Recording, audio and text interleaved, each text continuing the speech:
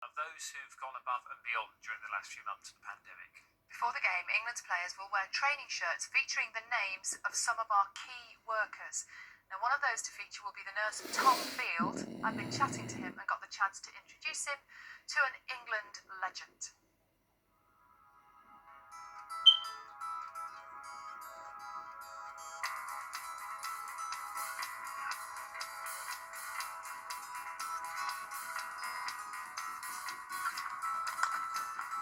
Congratulations on your name being picked for this fantastic honour to be on the back of one of the cricketers' shirts.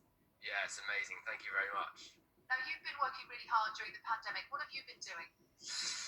So I'm a nurse practitioner at St George's Hospital in Tooting. I work for a team of nurses that work purely overnight for the hospital night service, and we review the sickest patients in the hospital. Of course, during the pandemic, a lot of those patients have unfortunately been COVID-19 patients. It's been difficult. I think the most difficult thing about it is it's been something completely brand new, whereas when we're dealing with acutely unwell patients, normally we're quite used to the presentations, whereas this is something that's completely brand new.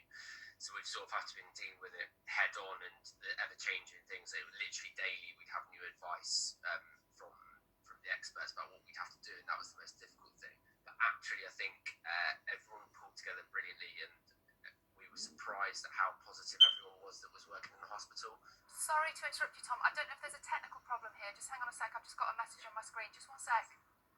Oh, hello. Jimmy Anderson. How's the body?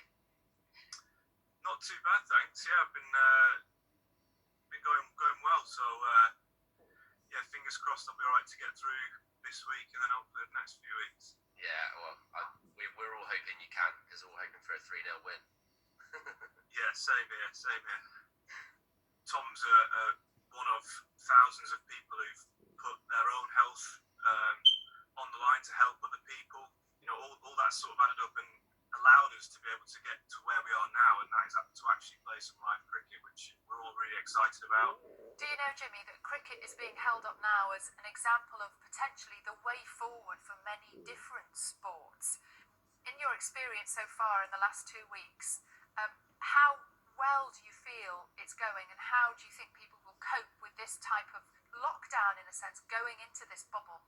Well, obviously we've still got distancing as much as possible in the hotel, wearing PPE when we go to dinner. You know, a few of the guys are doing changing their own bed sheets, and similarly in the dressing room. In the dressing room, we've got to keep that distance, not putting saliva on the ball, no big celebrations, no hugging or anything like that. So yeah, just a bit different. What emergency rations did you bring with you into the bubble? Not really. Sparkling water was the big one for me. Sparkling water and green tea, which makes me sound a bit of a health freak, but I'm not. But yeah, we're lucky that there's a golf course out the back, so a lot of the lads, pretty much all the lads, have got the golf clubs to try and also exercise and keep fit. So yeah, that's been the main things for me. And before all of this, how has lockdown been for you? I know obviously it's meant lots of great time with the family, with the kids. It was your wife's birthday. What was that like? Well, it's just been different, hasn't it? I mean, I think everyone's sort of just tried to get by the best they can, really. It's not been great for kids, not being at school, trying to get their work done at home, not being able to see their friends and things like that. There's been difficulties there. But I guess you just try and get through the best you can. Obviously, a lot of people have suffered through this period of time, and you know, we try to stay healthy throughout all this and come out the other side as best we can.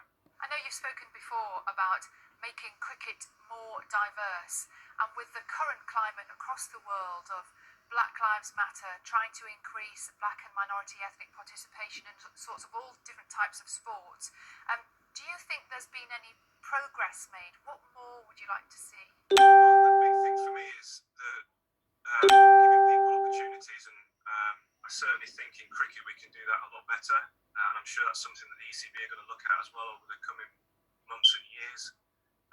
And us as players, I think we can do more as well, getting on the back of things, and you know, we're in a position where we have a voice, and I think we should use that a bit more than we have been doing. So hopefully in the coming months and years, there'll be things that we can do as players to try and push inclusivity. Really, we want to, cricket is for everyone, and we want to make sure that cricket is readily available for everyone who wants to play.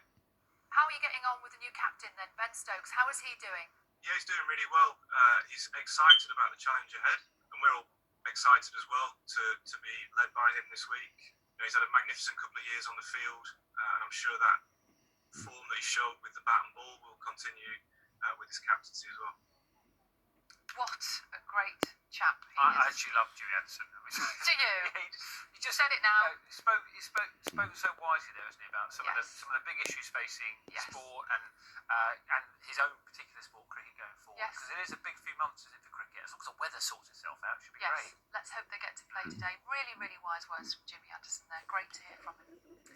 Now, for most school children, the lockdown has meant staying away from the classroom and learning online instead. But research shows hundreds of thousands of children in the UK are being left behind because they don't